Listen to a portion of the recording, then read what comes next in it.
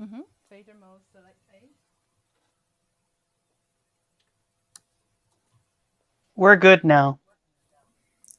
Okay, great. Mm-hmm.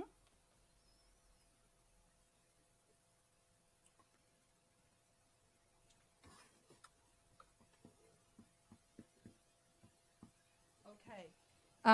Can okay. It looks like we have to do all that introduction again because we did not go live successfully, but we'll make it quick. Welcome to the All Satie concert, and I'm Sherry Grant from New Zealand, and I have Chris Satur from Canada, philosopher. Actually, a whole lot of philosophers here, and yeah. Yeah, so welcome to this concert. Sherry and I have been talking about putting this on for a while, for about 3 or 4 months. I see that we're live now, so this is a good thing. So we decided the title would be Awakening the Avant Garde, Music, Poetry, and Philosophy. Since Satie is a very interesting character of, I'd say, the early 20th century, it kind of marks an important shift in modern French literature and art and poetry and all of this around him, especially his work with Picasso. We thought we would go with this kind of art, poetry, philosophical take on Satie's music. And so Satie is my favorite composer, just because of the kind of subtleties, the darkness, the repetitions of his music. Yeah, and I'm really, really happy that Sherry could be here to play this music for us, because I am very not musical at all. So my name is Christopher. I'm a doctoral candidate at York University in Toronto. I also teach at the University of Toronto, the Department of Humanities. And my research and work is on German Romanticism, especially the philosopher Friedrich Wilhelm Joseph von Schelling. And yeah, and that's who I am. And welcome, Sherry. You want to introduce some of the other people Yes, that have joined actually, I us? will let everybody introduce themselves. I've known David for much longer. Maybe this time, can you say something about yourself, David, from the UK? Yes, well, I'm doing my PhD at the moment at with the Institute of Irish Studies at the University of Liverpool on James Joyce Finnegan's Wake. But although my academic background is mainly in philosophy, particularly Hegel, so I'm sort of applying Hegel's philosophical ideas toward an analysis of the wake. Yeah. Yeah, I actually invited And, David to also participate in the Scriabin festival that I organized last year. So we got a Schellingian here and a yes. Hegelian. This is going to be Mhm. great. Yep, I'm Yeah. looking forward to the discussion. And Christoph and Carla. Maybe let that lady go first, I think. Carla, would you like to Hello, introduce? so I'm Carla from France. I'm a student at the Sorbonne in Paris, and my work is on, on the poetesses from the 20th century, like Sylvia Plath, Amelia Rosselli, and Béatrice Douvre. That's it. Thank you. Carla will be narrating during my performance in one of the three children's pieces, and also she'll read some poems by Satie himself in French. Okay, Christoph. Yes. That background noise you hear in Carla's video when she's speaking is actually my fault, because I'm blasting the sound downstairs on the speaker, which is not working out well. So that's what the background noise was when Carla was speaking. It's okay. I'm Christoph. It's to the charm. Yeah, I'm gonna change that though. I'm Christoph Perot, and I suppose the previous attempt I introduced what I do, but I spoke in vagaries without giving any detail. Since I know some of the intellectual placing of the folks around me, I'd like to say that of the tradition relevant to them, I think Feuerbach would be the thinker who interests me the most, who I've played with the most in developing a sort of intellectual history around an atheist version of imitatio Dei, like imitating the divine as a moral activity. So that's me, Christoph. I'm just here to hang out, offer commentary, and listen to good music. And I believe you have something to say about love, because we'll be reading Satie's love poems later on. I'm looking forward to that too. I do have much to say about love. I'll wait till then. Okay, I will read the first poem, which I have read before we went out live. And maybe not too much of a commentary, because we need to go on, because there are 40 pieces to play. Woe not with roses, those sad dreamy eyes, cast boundless yearning. Woe not with roses, spring may be returning. All songs drip of loneliness, smiles beg to be found. In this make-believe world, love gets driven to the ground. Even scarlet dresses pale against her heart's chaotic burning. Woe not with roses, spring may be returning. So that's what I wrote, inspired by Catherine Mansfield's house and garden visit last week when I was performing at the Fringe Festival in Wellington with my friends, my trio, Taioro, Kiteao. That's yeah. And well, Christoph, I know you had something to say. Can you make it quite brief, or are you gone?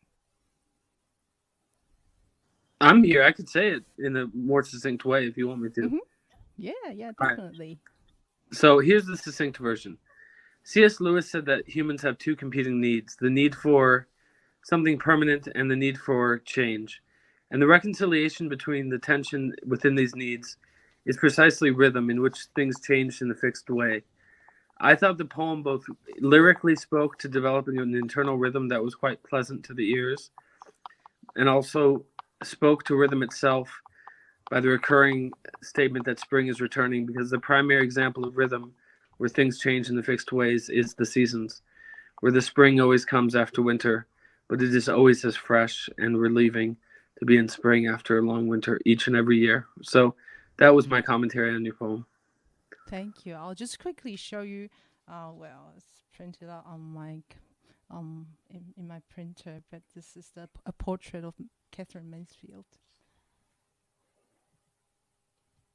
by her friend. I think, I felt really touched when I actually visited her house, and I like her poetry. It was very sincere, and yeah, I think I'll be writing maybe a whole book inspired by her poems and her love letters and so on, and give her a whole festival.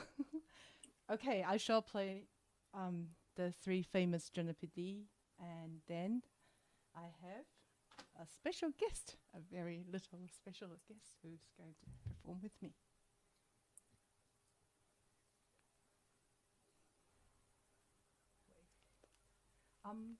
Can I ask all the guests to mute yourself while I play? Thank you.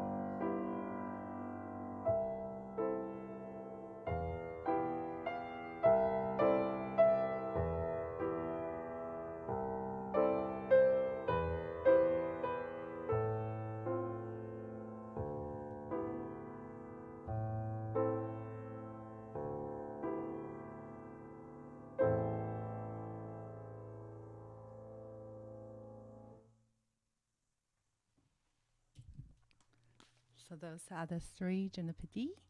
And next we have Gino joining me, and he will play a piece that's actually been transcribed from, I used to be for singer.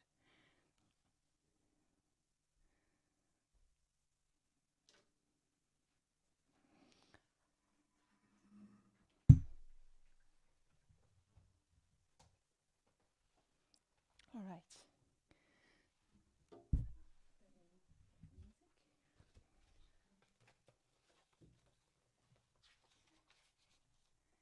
So this is Jetave.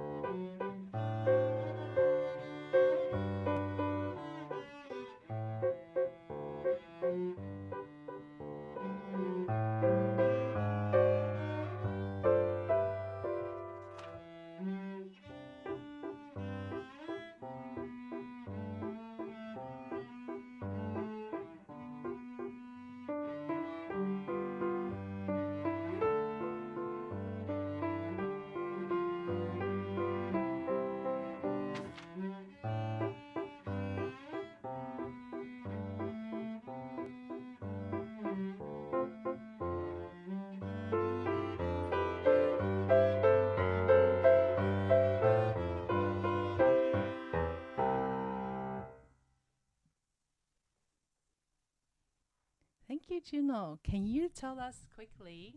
I will hold your cello for you. Tell us how long you've been playing cello and how old you are. I've been playing the cello for 3 years, and I'm 8 years old.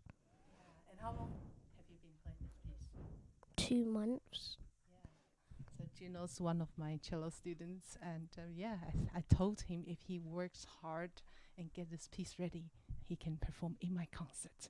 I like giving the kids a chance. Okay. Thank you. Comments? Any?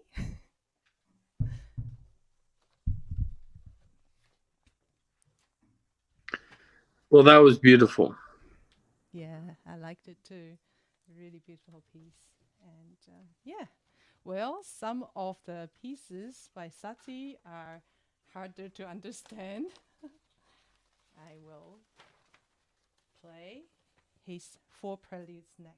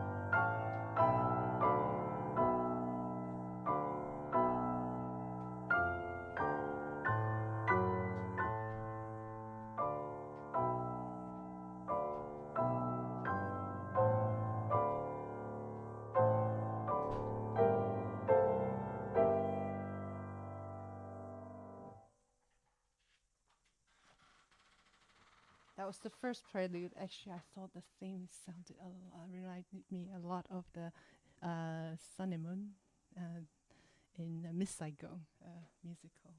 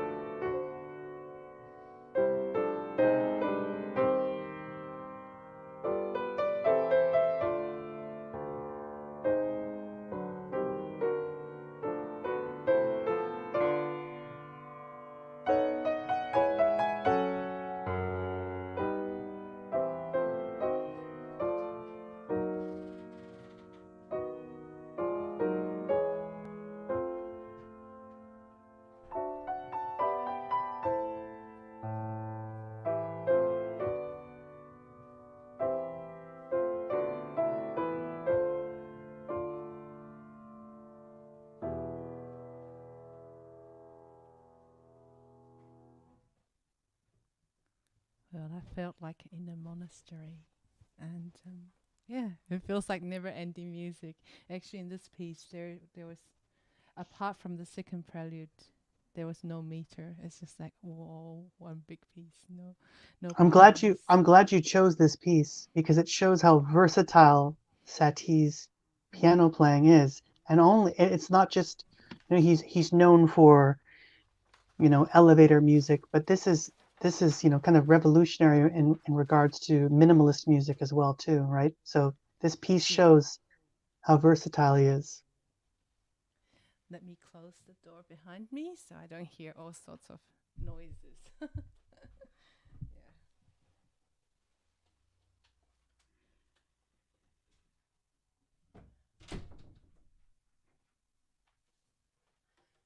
I might try and play with the headphones on, which I don't normally like, but it's tolerable today. Okay, so next, the 3 chord pieces I'm dedicating to my friend in Ukraine. His name is Yar. He's actually I've been talking to him for a while, and he works for Maestro Silvestrov. So I hope, yeah, actually he introduced these pieces to me, and they sound a lot like Silvestrov's music.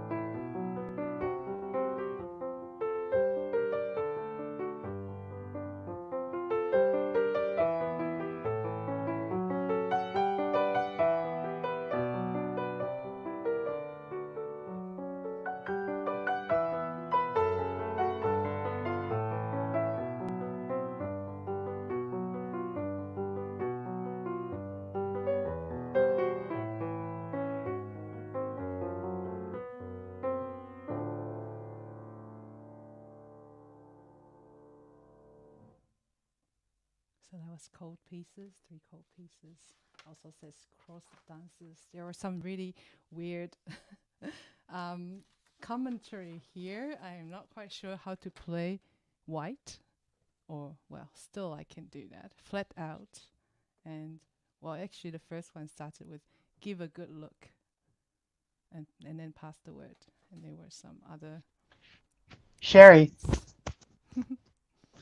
Yes. Sherry, can you hear me? Yes, I can hear you. These last pieces that you've played are my favorite by Satie. Uh-huh. And I was talking before about the last piece, the prior piece, which shows how versatile Satie is. But this last piece you played, last 2 pieces you played, shows how he's able to, transliterate feeling and emotion into the sound. Yeah, they're actually my favorite ones too. Out of all the whole concert repertoire, I think these are my favorite ones. And at the end, well, there's one part, it just says, the instruction says perfect. I don't know how to do that. I'm actually playing some wrong notes because I think the cable is getting in the way a bit. But so I think I'll still play with the headphones on. I need some training with the headphones on and become a real recording artist. Oh, I forgot to mention, I've actually played this concert also to celebrate my friend Samuel Adler's 95th birthday. It's on the 4th of March this year. And actually, it's a little bit early because in New Zealand we're 1 day ahead. But anyway, I'm celebrating it nonetheless. And so at the end, I will play one piece by him and talk a little bit about him. Not very much, because we might run out of time. So actually, I believe it's time.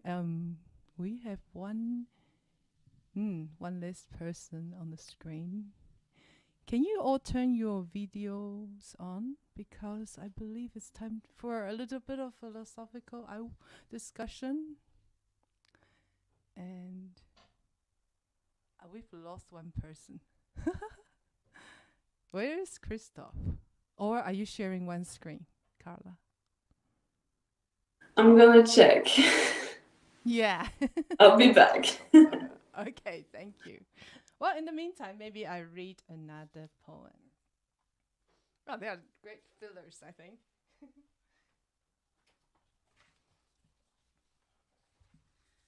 Right. Maybe one more love poem that I recently wrote. I've written so many, thousands of them. Okay, this one is recent and based on a poem, well, inspired by a poem by Robert Browning. This one is called I Give Life. In a garden of verses, the flowers I freely pick. Spirits of ages gather to watch a newborn baby kick. Bounced right off the rainbow, words fall like rain, better catch those quick. I give life to a story, or rather the story makes me, words set free. Let a sea of sound wash all over, infinite wavelets. Into the dead of the night, again stay up with the owlets. A symphony is born, its melodies begging for outlets. To change the low hum of eternity, would that be so hard? Asked the bard.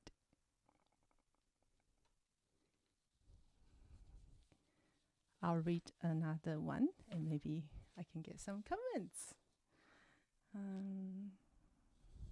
Okay. This one's called Lonely Together. It's a sonnet. I wish to know what it is you desire. Why journey ends before it should begin. A black hole opens up to take me in, where tenderness gone missing in that fire. Hear love, its easy speech through silver tongue. Our world is built, we're lonely together. This curse follows under any weather. Beware, the end is nigh, the bell has run. I see you still, inner eyes of my soul. Such longing growls quietly in the night. Too strangely familiar, unfounded pain. A puzzle completed to make us whole. This wounded beast has given up its fight. All we truly crave reveals in the rain. Oh, I better let Christoph in.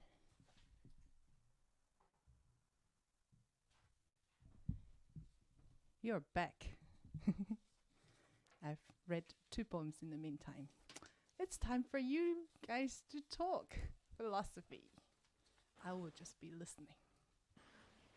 Well, if it doesn't bother everybody, I'd like to have an opening statement about philosophy and the music we've heard, and then hear other people's thoughts afterwards.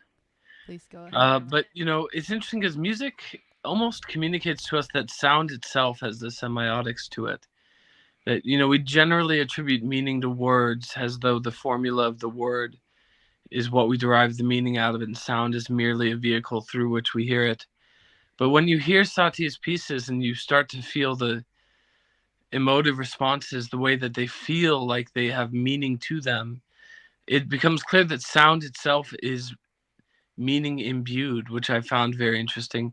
So it seems very easy to slip into the state of listening carefully and allowing your mind to roam while listening to music. So I was letting my mind roam, and I had a thought about something related to Hegel, which I thought was well timed, and I thought I might propose it, which was in Hegel's critique of Kant's project of doubting our cognitive abilities. Hegel said that, you can't doubt your cognitive abilities without affirming them, because in the very process of doubting them, one second, my Carla wants something. In the very process of doubting them, you're affirming them, because you're using your cognitive abilities to doubt your cognitive abilities. And I think that this fundamental self-trust is something I've been working on, aspiring towards, so that I could divorce self-doubt from self-hatred entirely, and just experience what it's like to feel that self-trust all the time. So anyway, that's just my thoughts related to the music so far. Any other inputs? Yeah, I just wanted to chime in for a second. I liked what Christoph said.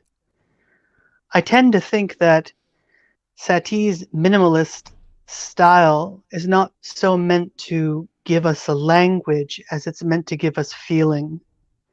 So it's not meant to sprout out a symbol of signs or percepts or affect. What we're meant to get from it is a feeling, not just presence, not just presence, but this kind of absence.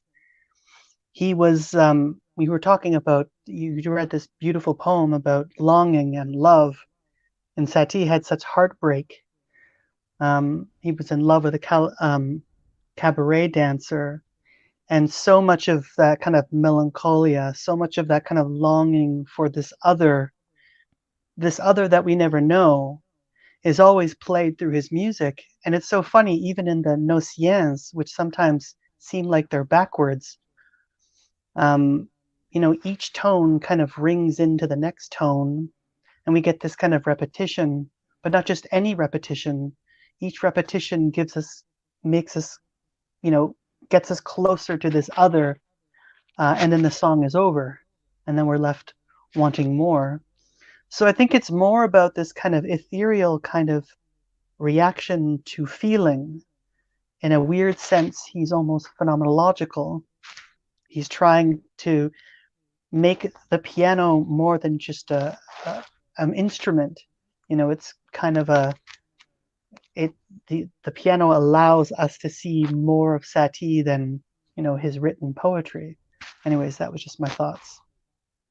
Yeah, it feels like, because I've been playing so many pieces of his, and it feels very open-ended at the ending. There's no ending. It's like, yeah, all sorts of possibilities. It just begs to go on, right? It's very haunting music.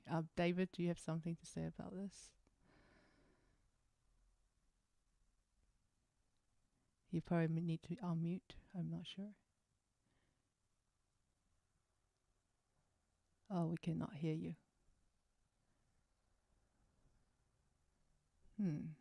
Let me see. David, you're on mute.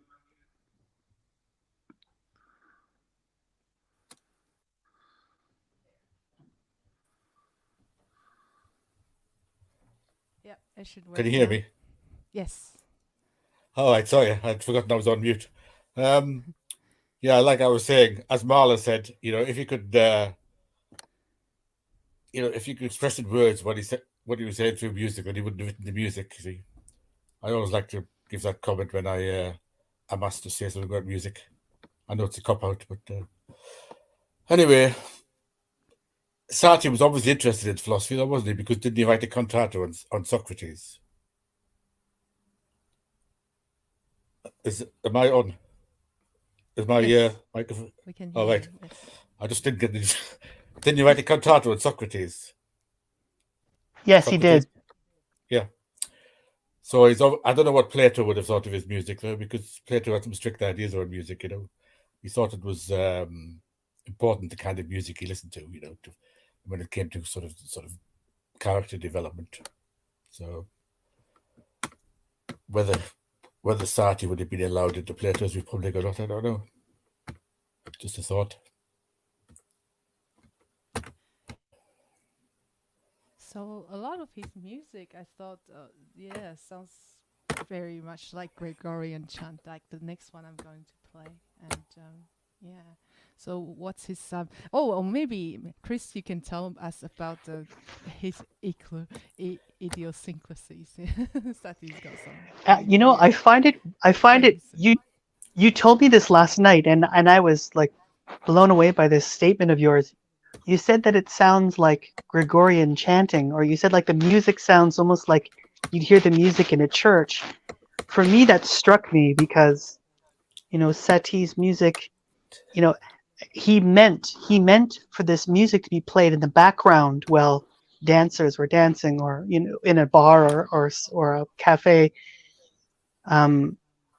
So I just find that so funny. I think he would have liked your comment. So he was almost laughed out of the conservatory of music. Most people, his teachers didn't like his style or tone, and he had an absolute obsession with umbrellas. He had multiple umbrellas. He would only eat bruised or molded fruit, and then spent the rest of his diet drinking red wine. He had one major relationship that I was talking about with a cabaret dancer. I believe she actually owned the cabaret bar or cafe that he was playing at. And after their separation, this was devastating for him. But yeah, no, I find his writings and his style of music to be so interesting. He was very good friends with Debussy. I always pronounce his name wrong. I apologize, Debussy.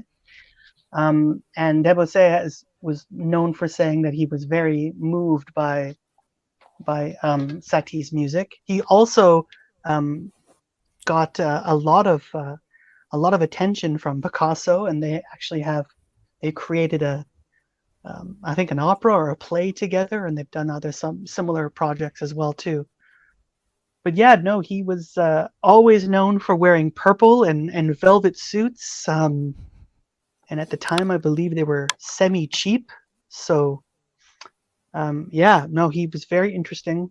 And he still today kind of draws us to his lifestyle and his music.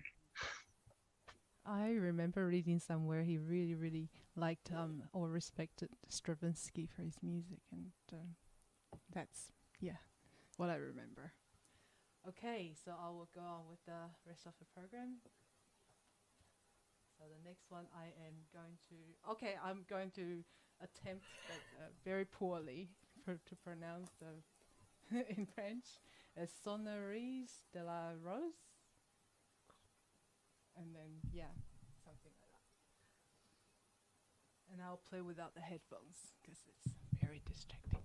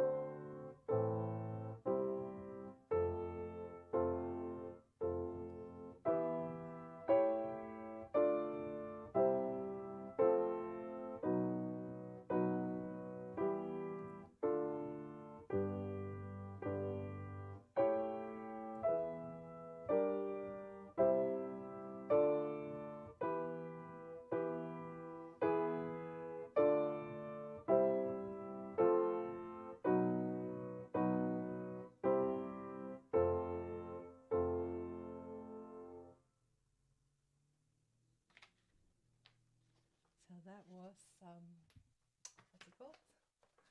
Sonnery de la Rose.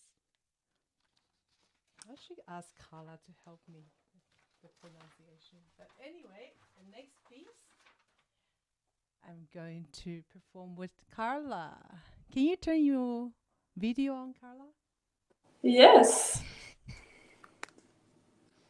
Great.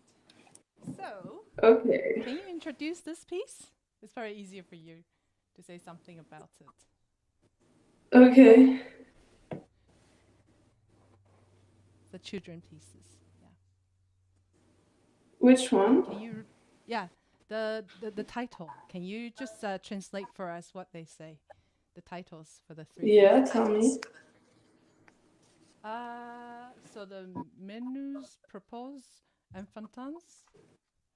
I'm saying it really badly. How does that translate? It's like small talk for children. And have you got the English translation for the titles, the three pieces? Yeah. So the first one. The first one's a little bit like a march. Actually, can you tell us the titles in French, and then I'll translate it.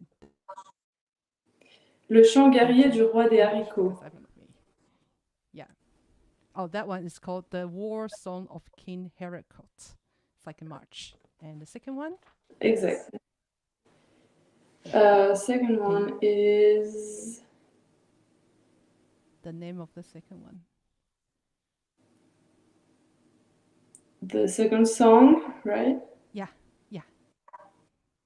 Something about actually in English is What Little Princess Tulip Says.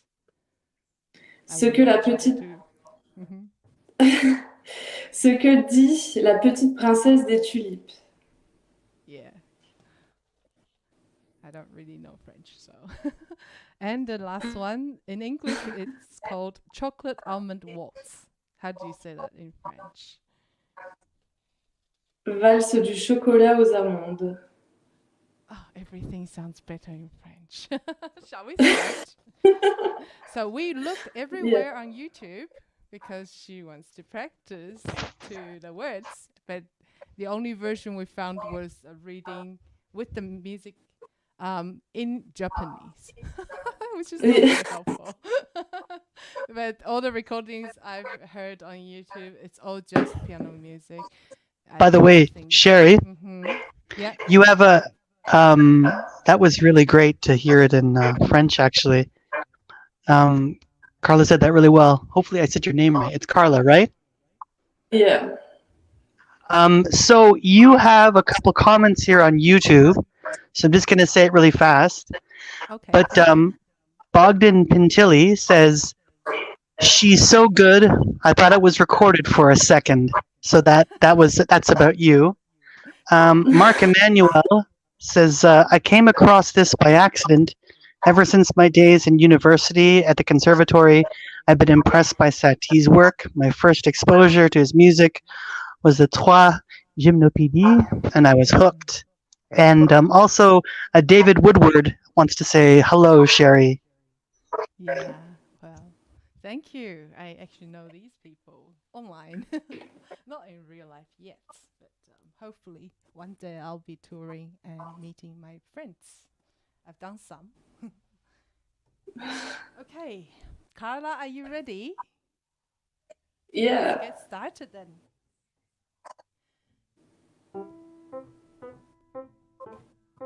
Quel roi jovial! Sa figure est toute rouge. Il sait danser lui-même. Son nez est couvert de poils. Il se tape sur le ventre.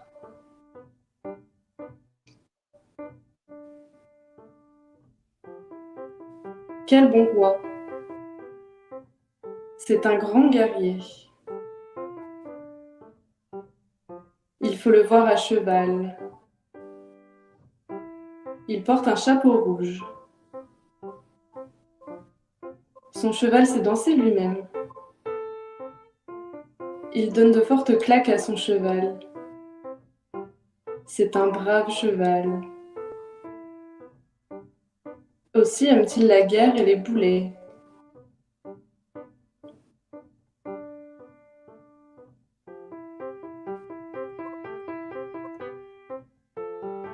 Quel beau cheval!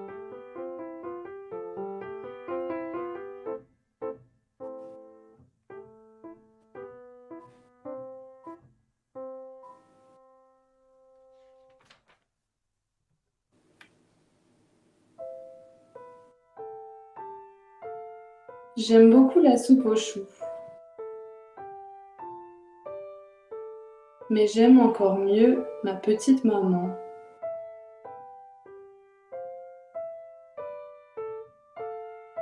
Parlons bas, car ma poupée a mal à la tête.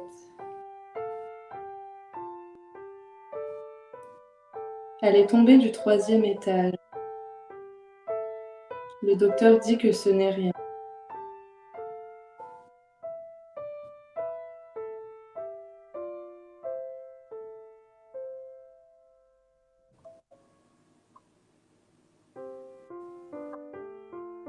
Tu veux en avoir un peu.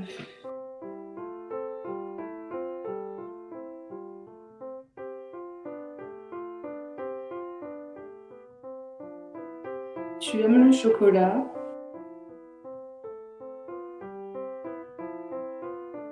Laisse-le fondre dans la bouche.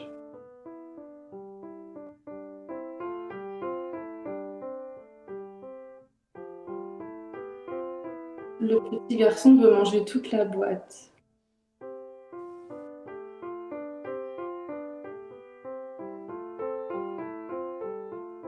Comme il est gourmand. Sa maman lui refuse doucement. Il ne faut pas qu'il se rende malade.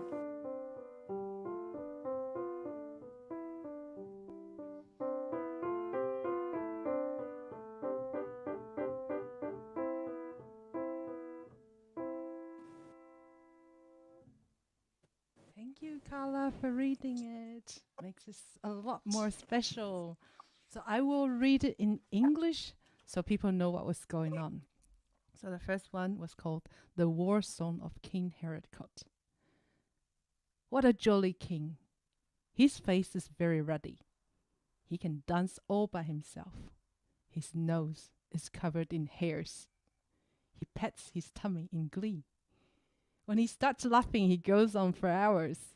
What a good king. He is a great warrior. You should see him on horseback. He wears a red hat.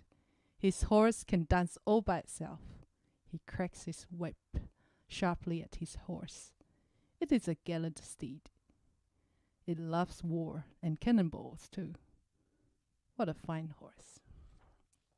The second one goes, it's called What Little Princess Tulip Says. I'm very fond of cabbage soup, but I love my darling mummy even better. We must keep our voices down, for my doll has a headache. She fell from the 3rd floor. The doctor says it is nothing to worry about. The last one was the chocolate almond waltz. You shall have a little taste. Do you like chocolate? Let it melt in your mouth. Mummy, it has a bone in it. No, my darling, it's an almond. The little boy wants to eat the whole boxful. Isn't he the greedy one? His mama gently restrains him. He mustn't make himself ill. Horrors! He's dancing with rage. I like his humor.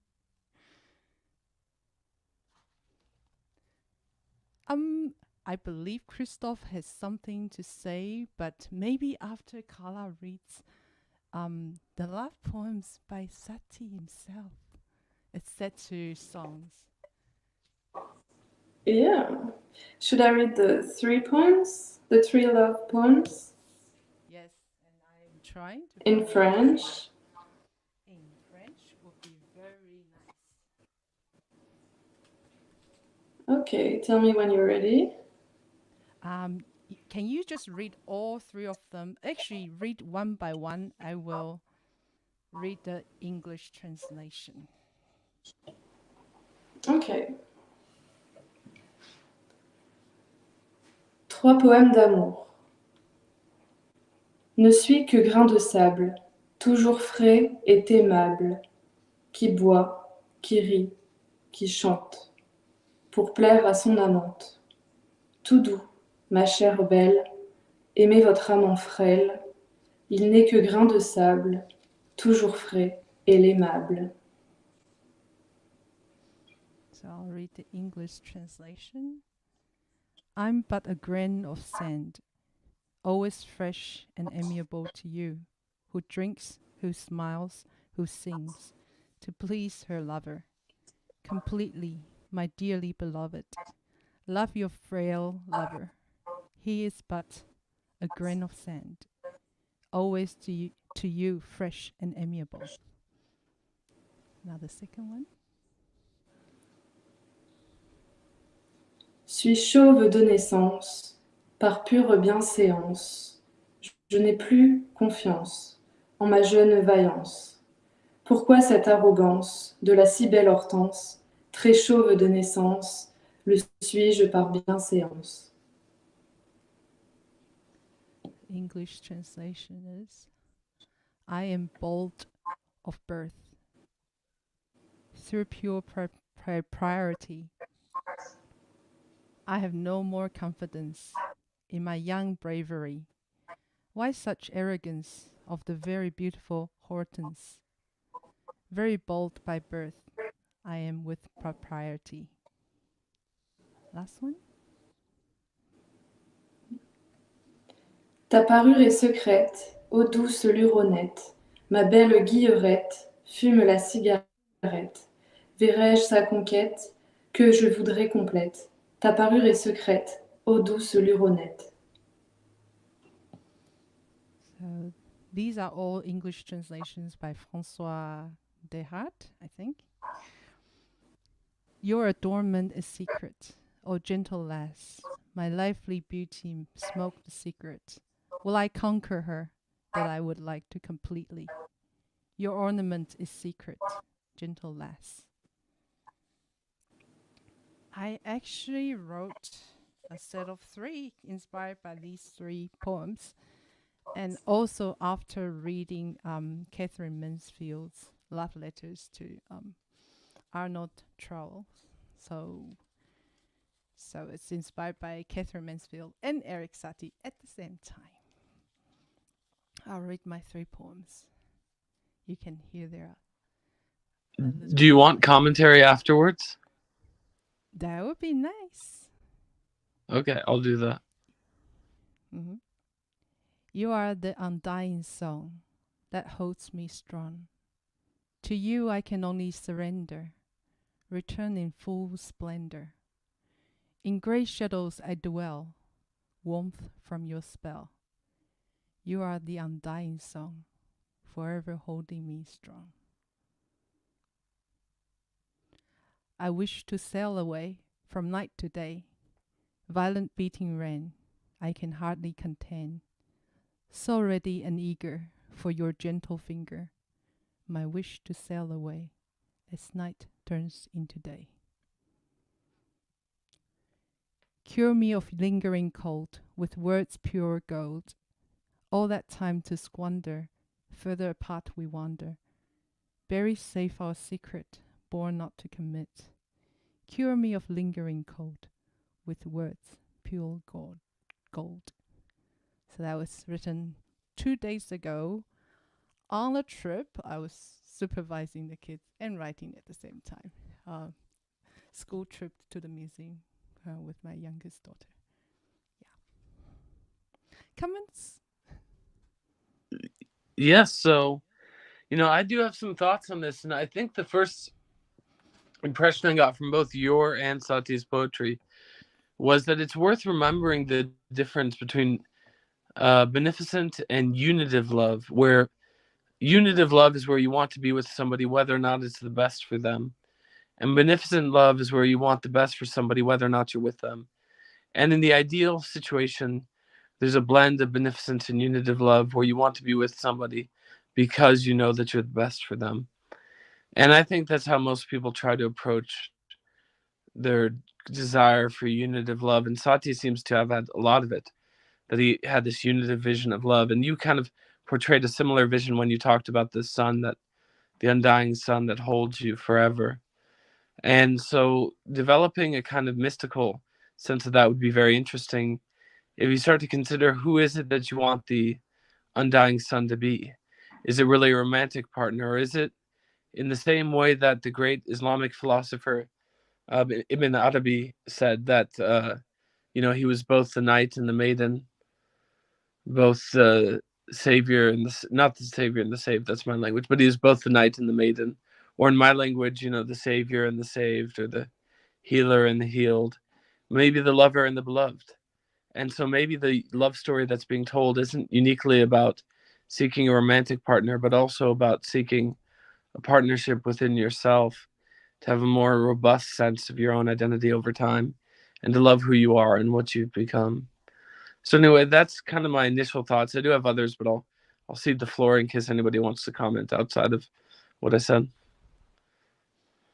So I wrote these immediately after I looked up some love letters by Catherine Mansfield to Arnold Trowell, a cellist who actually was said to be like only second to Casals at that time. So that was pretty good. And he's probably the first like New Zealand, musician who made it like overseas. Well, there were others, but I mean, one of the concert cellist, and his brother was a violinist. I think they were both kind of somewhat romantically involved with Catherine Mansfield. Yeah, it's a sad story. But anyway, any more comments? I think if Christoph has more to say about the poems, that Christoph should go. I'd like to hear more. Thank you, with joy. Yeah, I wanted to extend on the meditation on love.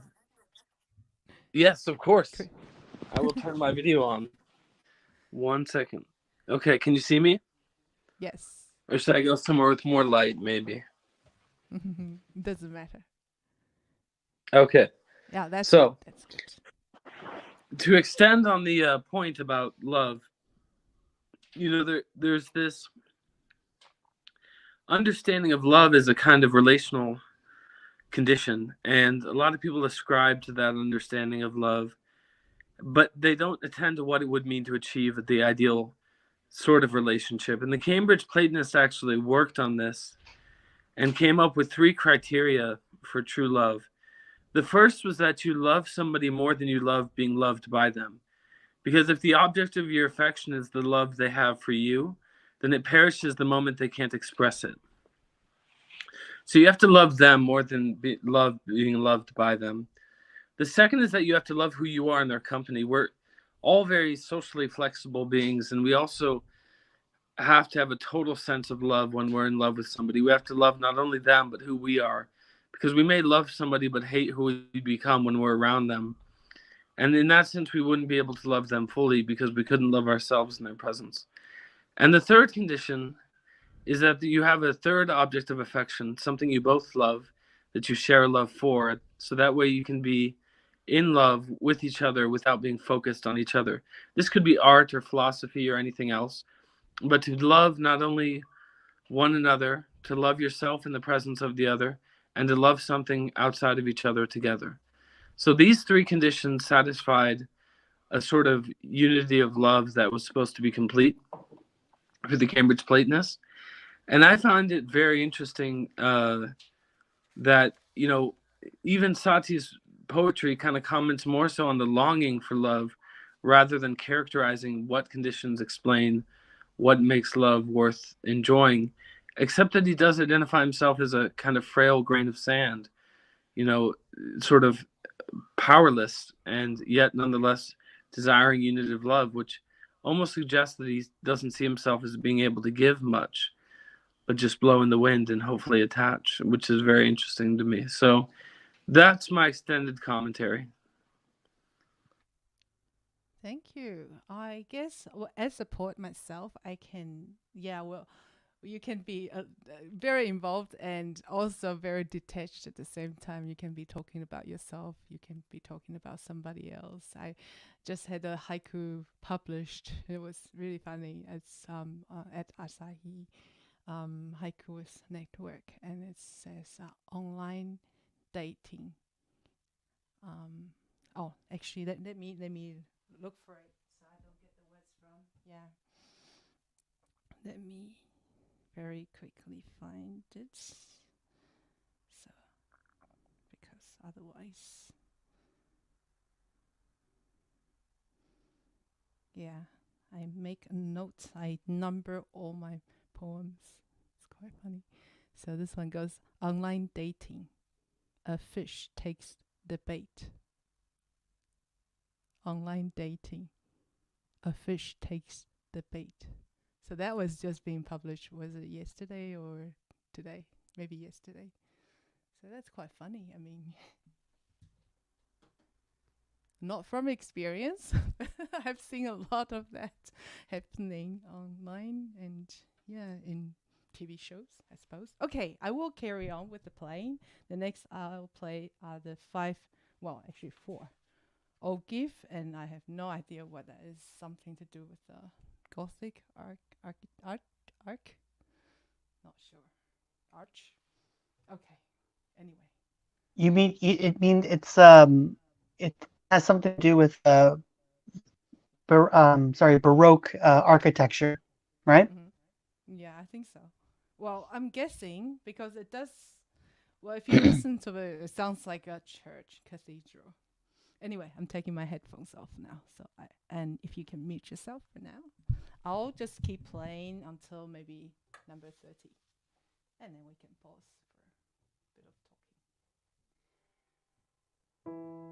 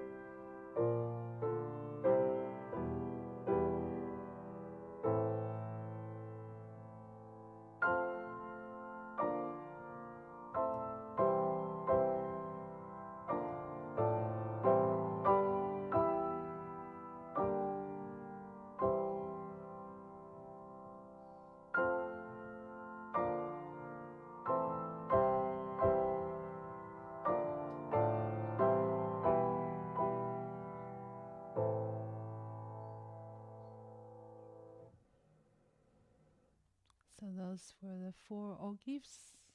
And yeah, sounded like church music to me a lot. So I found out about some Whoops. actually I wrote it in the chat. So this was Satie's first 4 pieces he'd ever written actually, and they were inspired by the Notre Dame Cathedral in Paris. So the architecture, and Christophe and I have been kind of amazed at. Christophe wrote this great comment about architecture through music, and there's this beautiful quote from Schelling's lectures on the philosophy of art where he says music is frozen architecture. So we were having a little discussion while you were playing. It was nice. Thank you. Yeah, well, maybe we can share those later. I still need to update my website with the actual links later, and also your bios and all sorts of things. I can put the poems up as well, some of them, the published ones. So next I will play the 5 nocturnes and the waltz ballet, and I'll go all the way to about 30. Okay, I don't know what happened to the music, but anyway. So I'll be doing a bit more playing. So the 5 nocturnes.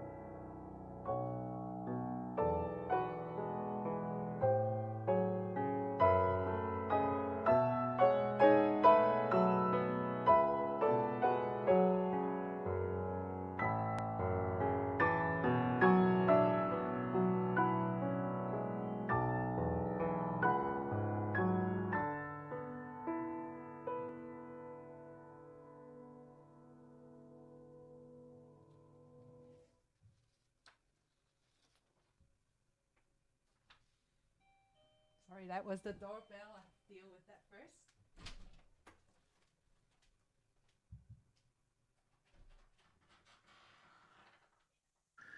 While she deals with the doorbell, Chris, would you be tempted to talk about some of the things we were discussing in the chat? Yeah, no, I was yeah, no, I'm willing for sure, absolutely.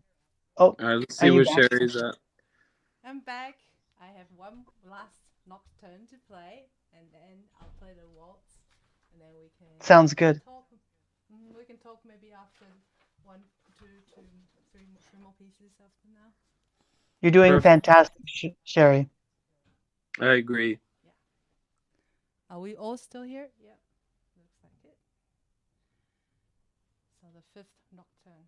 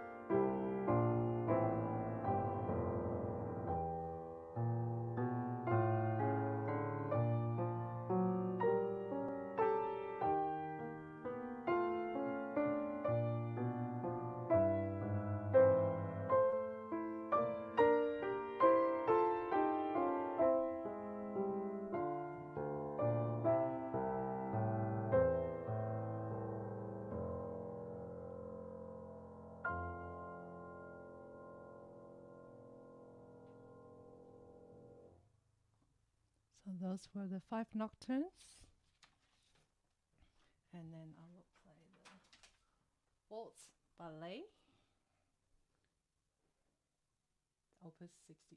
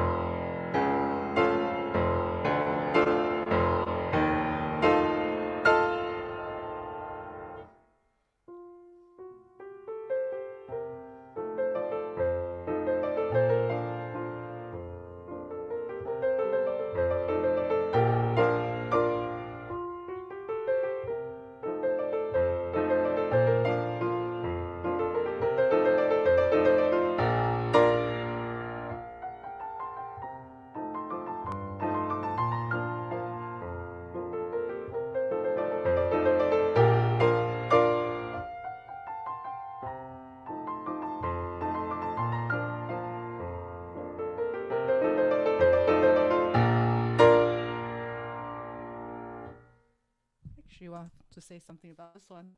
This is about the most normal piece that I've played of Satie. I mean, yeah. It's actually I think this one's from 2 overtures for the youth or something. So I guess it's just, and it's opus 62, not an early one. So.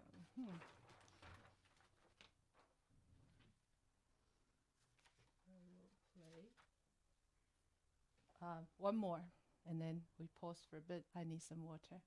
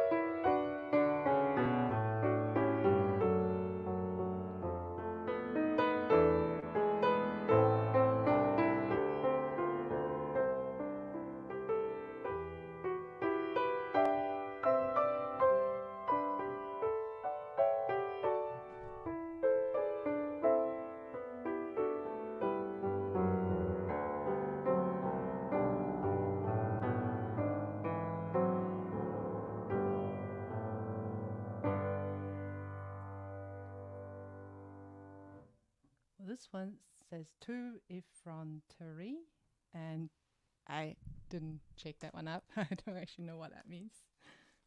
Do you know this one, Chris? Yes, I've not as much as I know of his other pieces, but it was fantastic. But it's very reminiscent of the 1920s. You can hear that in the background, like you can hear it in the song. Yeah, it's very sonorous, and I like the harmony. And it's a little bit less Satie-like in a sense now from what we know of him. But it feels like I'm curating so many pieces to show his different sides. I think there are a lot of hidden sides to Satie. He's very interesting person.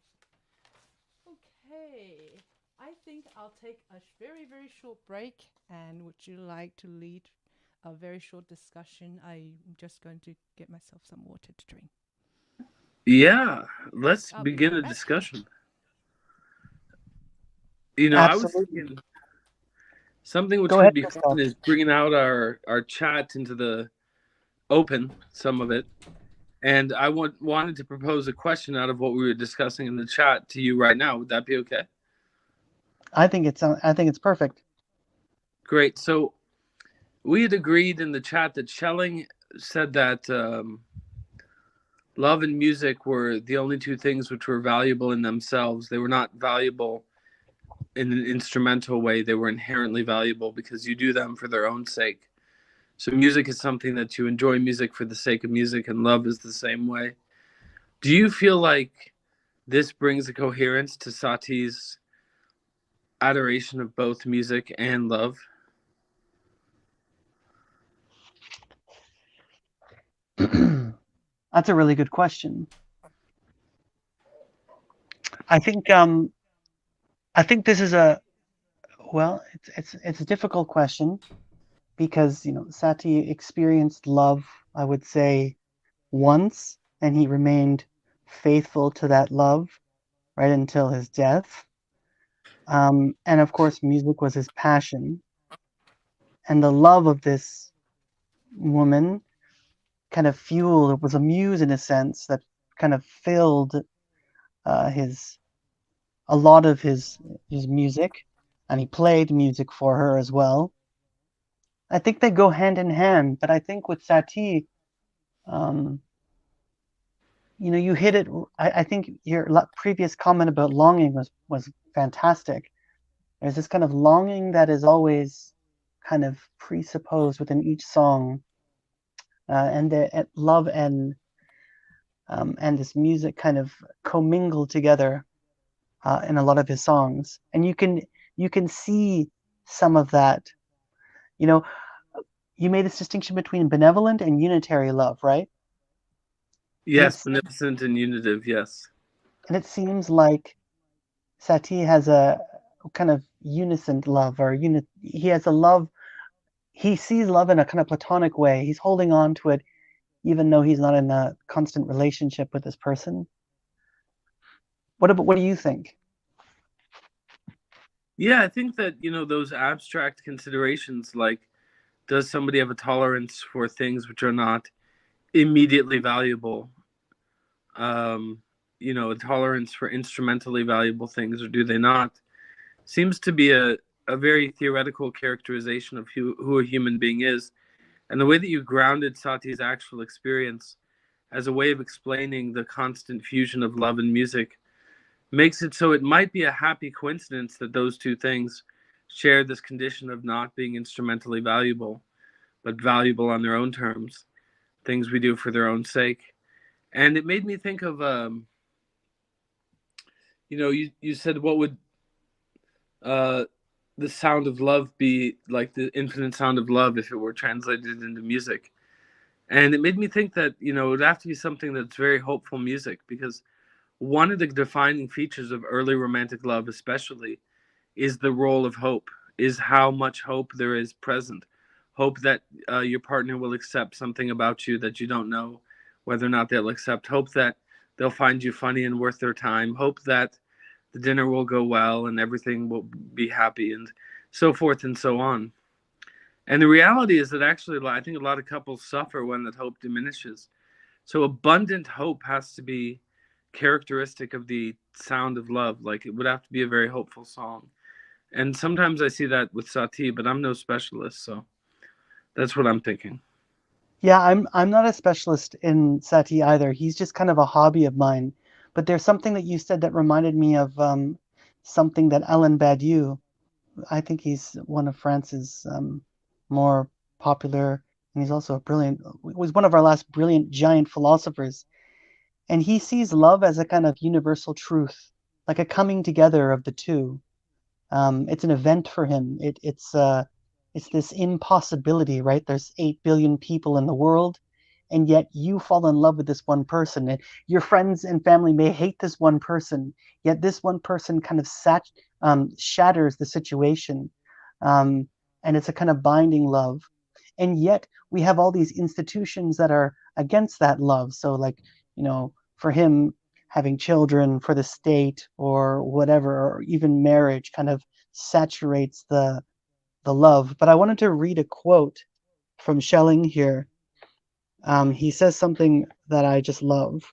And he talks about love here in a sense that, love is needed, but he says, for love is neither indifference nor where opposites are linked. So as in the coming of the two, which require linkage for their being, but rather, to repeat a phrase which has already been said, this is the secret of love, that it links such things of which each could exist for itself, so the two could live by themselves without each other, yet yet does not and cannot exist without the other. Yet they choose, they don't want to live without the other, and they choose in that sense. And there's that kind of radical freedom in that purity of love. Anyway, sorry to take up so much. No, it's. Is it possible to respond very briefly to that, or should we? Please go ahead. So I just love that so much, and it brought to mind to me a sort of ontologically driven essay by G.K. Chesterton, in which he distinguished the difference between a mystical vision of unity that describes the underlying unity of all things, and what he considered the more Christian vision of everything being in pieces, every existence being shattered into parts, but vibrant parts that you could love as simultaneously creationally in harmony with you, but also different from you. And that actually having so many parts maximized the amount of love because love was so relational. And it was very interesting to me to consider this angle while you were talking about love, because this charismatic dimension of whether you want a vision of linking the opposites or everything dissolving into one, or you want a vision of particulars vibrantly interacting with each other, is quite fascinatingly different. So anyway, that was just how I wanted to respond. Well, thank you. I think maybe it's time for back to music. I will play all the Northians that I had. I think how many do I have? I do have all six. I should say, by the way, Sherry, I must run. It's past midnight in France. Late, yeah. But thank you for your contribution, and yeah, you can watch the rest of it. And, Yeah, thank you, Christoph. Your discussion has been great, actually. I really enjoyed it. I hope to continue it.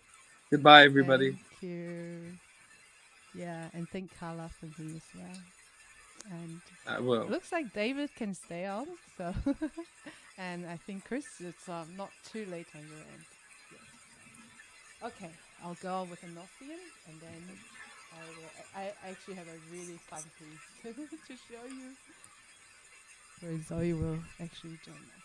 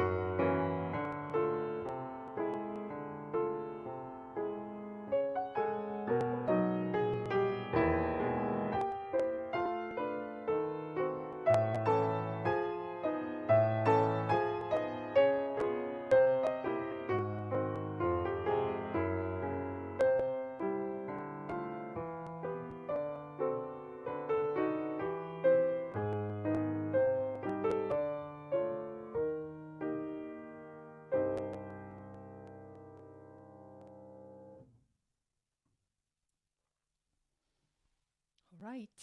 That's all the Nothians that I found, the 6 Nothians. And I will actually quickly call Zoe because she is required for the next piece.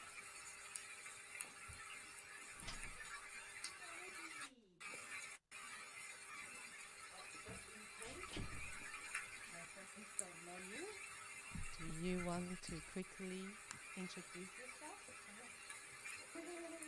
No, you can introduce yourself. But you need to talk into here. Actually, I think I will let you go.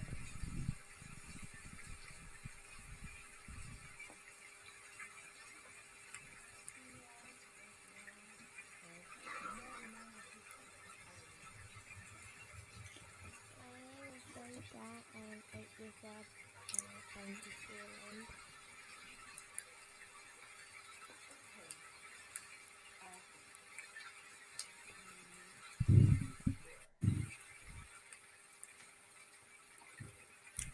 So this is oh.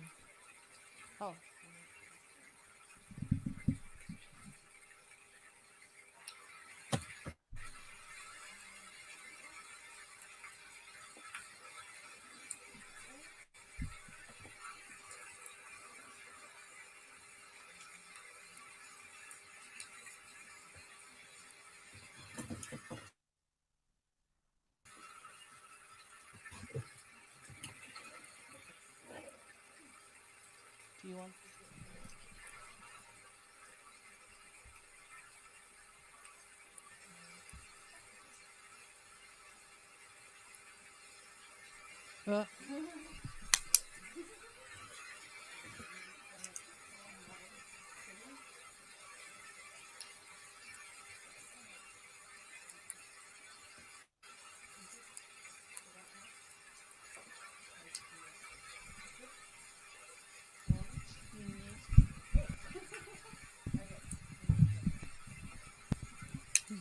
Like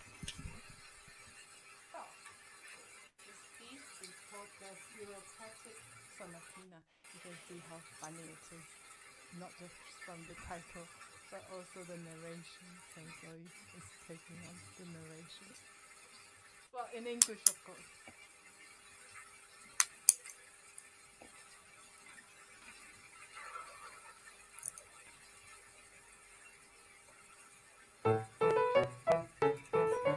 off he sets.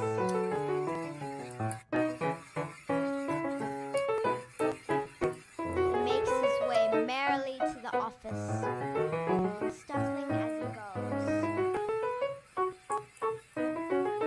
He is pleased and wags his head.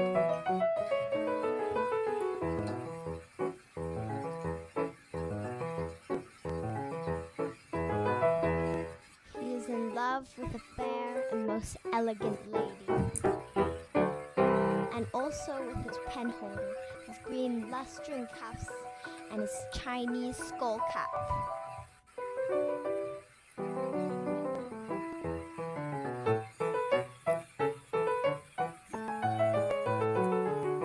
He takes long strides, rushes at the stairs and mounts them upon his back. What a wind!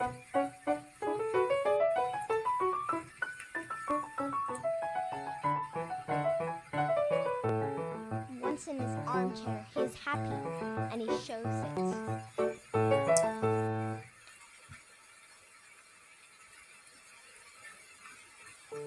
He reflects upon his promotion.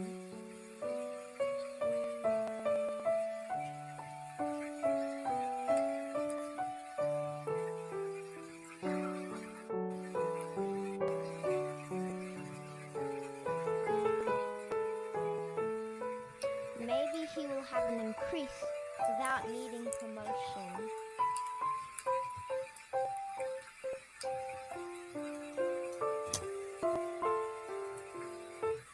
He hopes to move next quarter.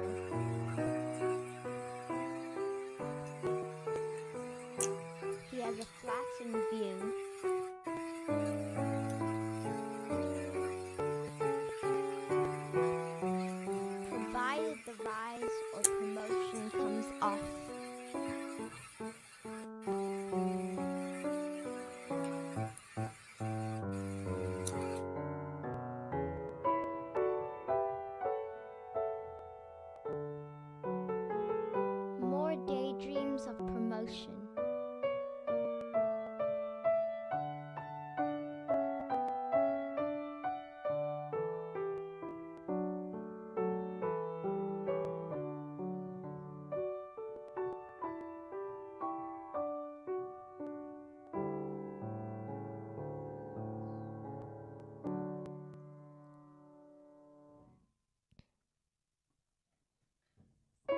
He hums an old Peruvian air which he collected from a deaf mute in Lower Brittany.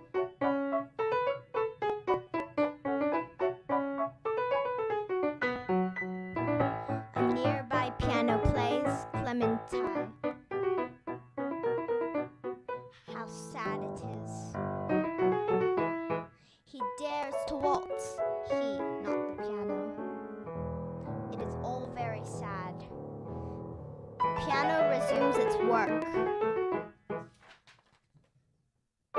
A friend benevolently questions himself.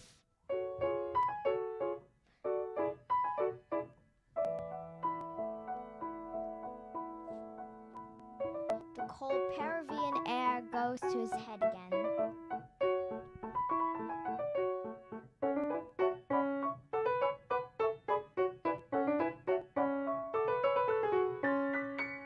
The piano continues.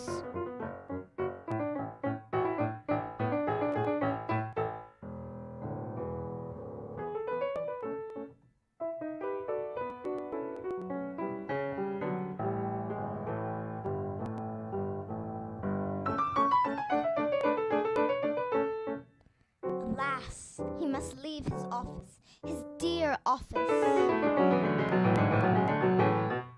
Courage, let's be off, he says.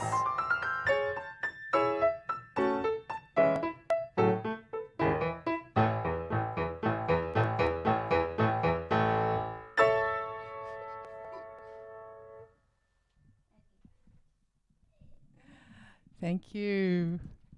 Yeah, it had our three little movements. I don't know what you think about the promotion. Excellent stuff. Second, in the second movement was really funny. Yeah, and I think that Zoe did a good job as well reading it. Certainly. And I actually have the original. Yeah, Music. Mm-hmm.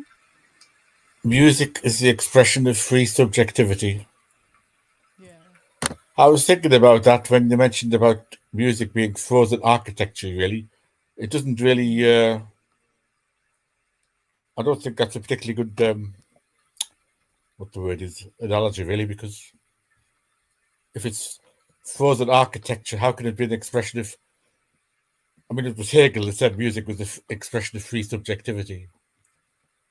But then, Schelling had some strange ideas, because he said, I think it was him that said of nature was frozen intelligence, you see. Whereas music, as Hegel said, it's a sort of expression of free subjectivity. It originates in sort of immediate uttering of feeling, interjection, what he calls the R or the O of the heart. He stated, nature is visible spirit. Spirit is invisible nature. That's the quote from 1797 text Ideas. What Schelling, you mean? Schelling, yes. Yeah, right. Well, I'm not really an expert on Schelling. I've only picked up things from Schelling from my readings in Hegel, really. So, but yeah. Well, thanks for Anyway. all that. And yeah, well, I just love You're welcome. in that. Well, I really enjoyed the Yeah. playing. It's very nice playing.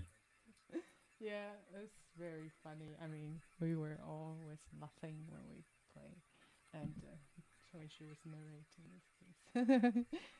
Okay, so I will play the last few pieces before the encore. Actually, I've got 3 sarabands and then the vexations. But I'm not playing all 840 times of vexations. I will just give you 1 time, and then you can explore the rest. It's just repeated 840 times. Chris, how long does it take to listen or play through the whole 840 times of vexations? I don't know. It says 23 minutes and 10 seconds, but I know some people have played it for 8 hours. Oh, okay. Depends on what speed. I guess so. I guess so. Well, you can't play through it in 23 minutes. I think. A few hours, I think, at least. Unless you play it super fast. But anyway, I'm going to show. But by the way, just before you start, I have Mhm. to say, you played the Nocians beautifully. Like Thank you. they were fantastic. No, really, Thank you. honestly. Yeah. Well, I didn't actually know the last one so well, but I didn't know any of them well until recently when I decided, well, I'll play all Satie. But that's the same with all my repertoire too. So, yeah. So there's 3 sarabands, and then I will play the Vexations once.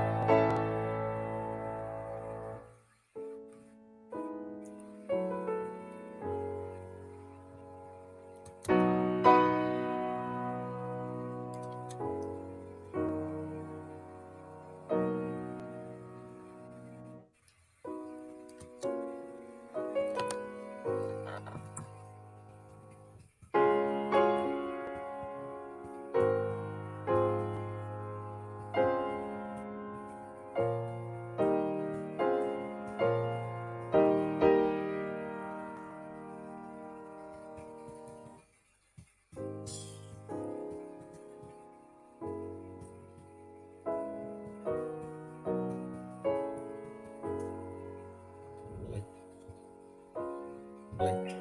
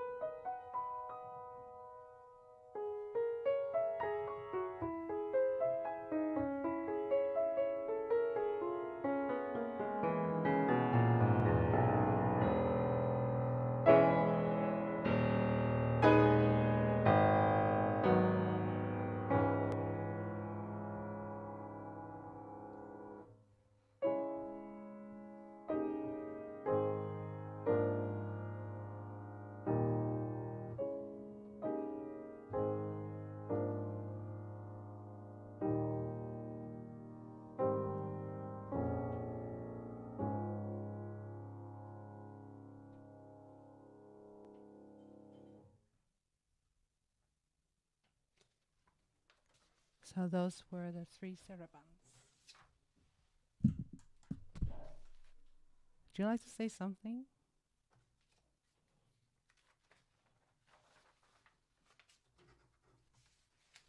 Before I need to unmute first.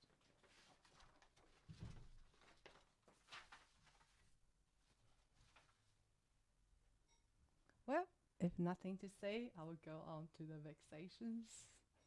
Just once. I will spare you the 839 times.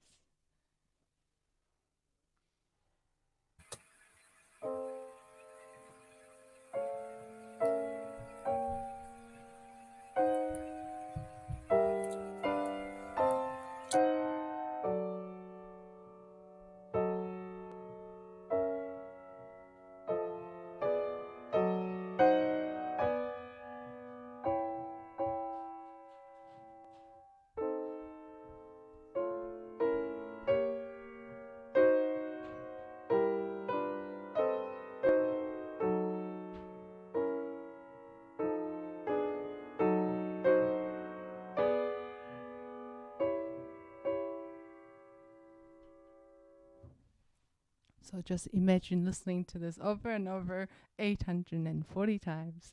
I think you'll start a little bit of a hallucination before, I don't know, the 100th time. So let alone 800. I don't know what will happen by the end of 840 times. I don't know if anybody actually has the patience to sit through all of that. It would be a once in a lifetime experience, I think. Okay, I will go on and play the rest of the encore. There are 3 pieces. I would like to play my favorite, which is Alexander Scriabin. I chose a very short one, about 1 minute long, from his Opus 33, one of his preludes, number 1, Opus 33, number 1, from 1903. And then, to celebrate my friend Samuel Adler's 95th birthday, I'm actually going to play one of his pieces. It looks like this. I got this music from him. It's the first of the 4 choreographies. That's a suite for piano solo. But the first piece is titled Homage to Satie. So it's very fitting.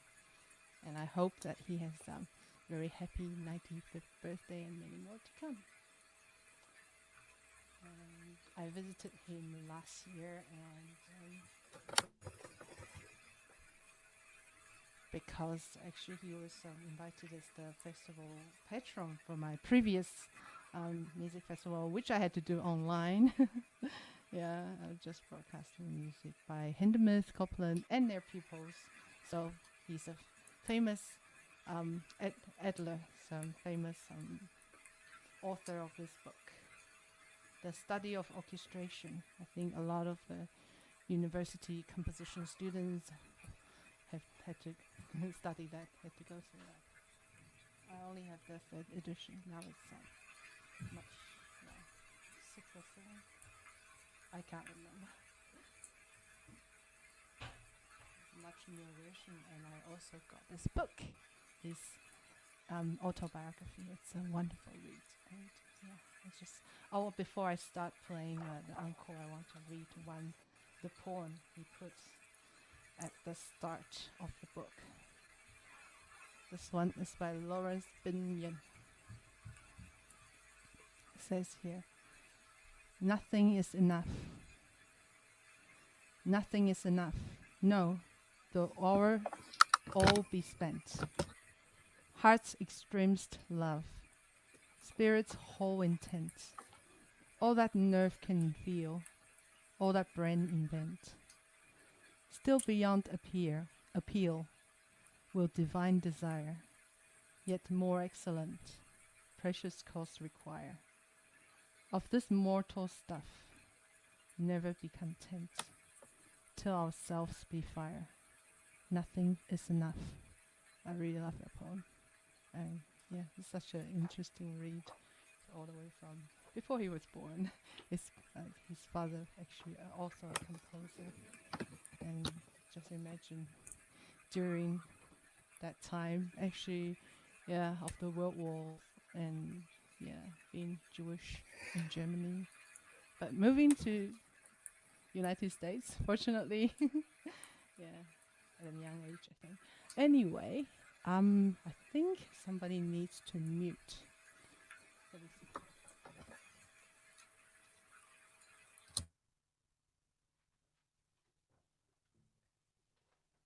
There, we lost Christopher. He might come back. I don't know. If he comes back, I will try and let him in. So I will play the last three pieces. First one is Scriabin, Prelude Opus 33, number 1.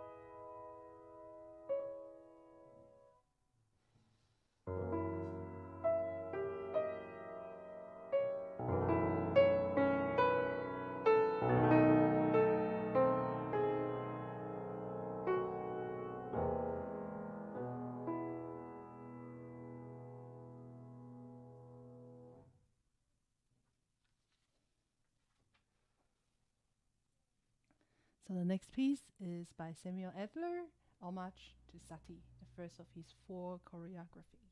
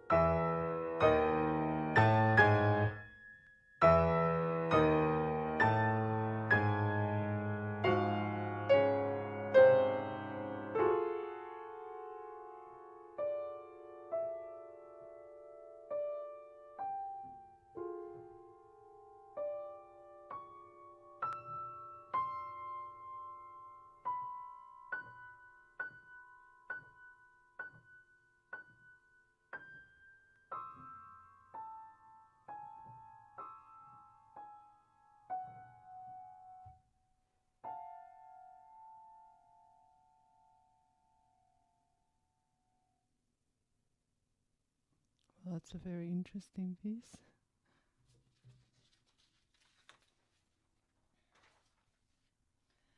And finally, because it's March and the start of March, there's the Women's Day, so I'm going to play one last encore piece by it's Elegy by Marian Bauer, a woman composer from America in the last century.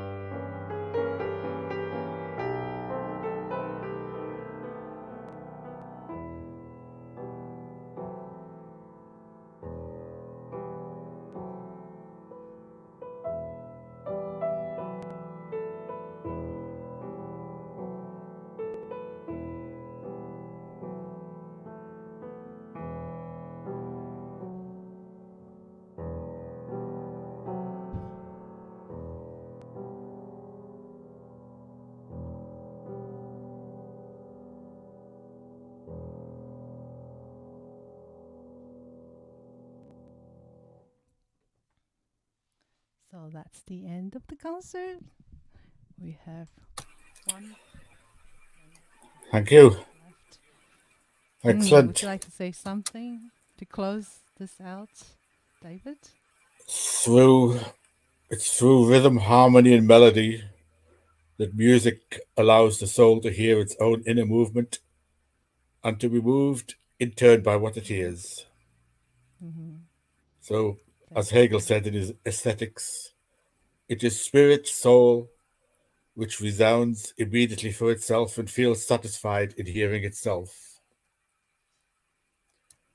It's nice, isn't it? He was quite a poet, as well as a philosopher.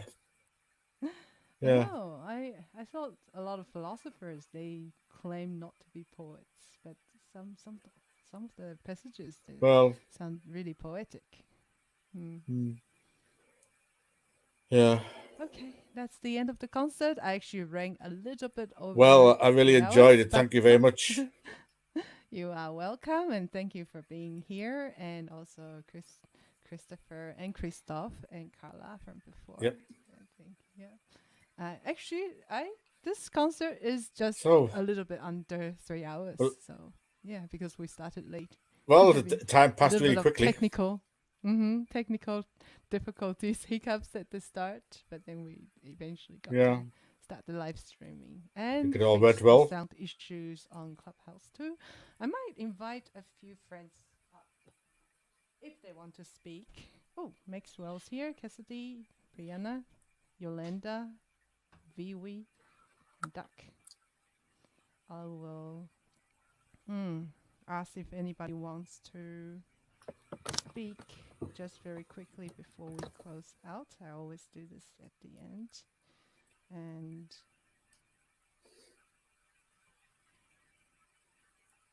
yeah, I'm not sure if this is getting pushed out, but I hope so. I will just... Oh, thank you. That's Yolanda. Anything you would like to say before I close this concert?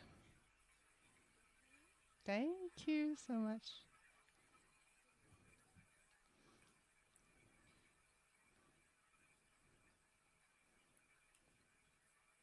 Oh, what do I have going on at... Okay, I'm not quite sure. You have to remind me. Yeah.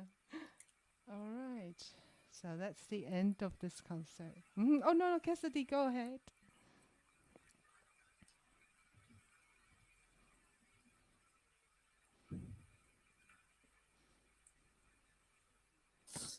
Ah, right. Yeah, okay. Remind me how many hours away, because I want to go out for lunch after a big play. Okay. I'll check. All right.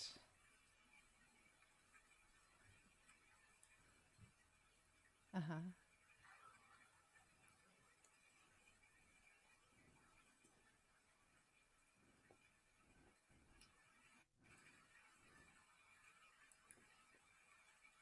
Well, thank you for being here, all of you, my friends. And I hope some people listen to replay because, we're all exploring new music together. It can be old music for some people, but more than half of this repertoire, well, actually, most of it is new for me. I just decided that I will play. I pay a tribute to Satie because he was an interesting soul and a poet. I think I'm really particularly drawn to poets and philosophers that are musicians as well. So at some point, I'm going to pay tribute to the Schumanns. Yeah. Both Clara and Robert just play a concert. And this year, later on, I'm going to play a concert, just Rachmaninoff as well. I think his 150th birthday. So that's something to look forward to. Lots of notes to learn too. But I like his music. Yeah, certainly. Yeah, but still, nobody beats Scriabin. Scriabin is still the best, I think. Yeah. Okay. Thank you. Okay, thank you anyway. Bye. Oh, Brianna. I'll see you later. Yes. Okay, thank you.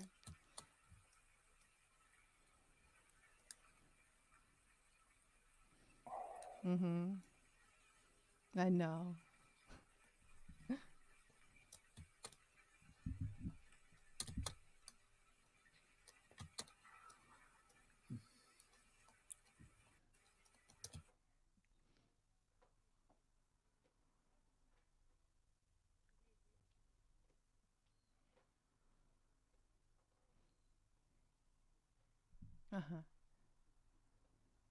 Yeah.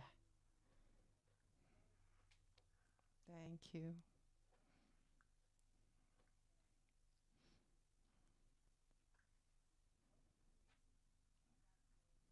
It's my daughter, and the other one earlier played the cello. Near the beginning was my student.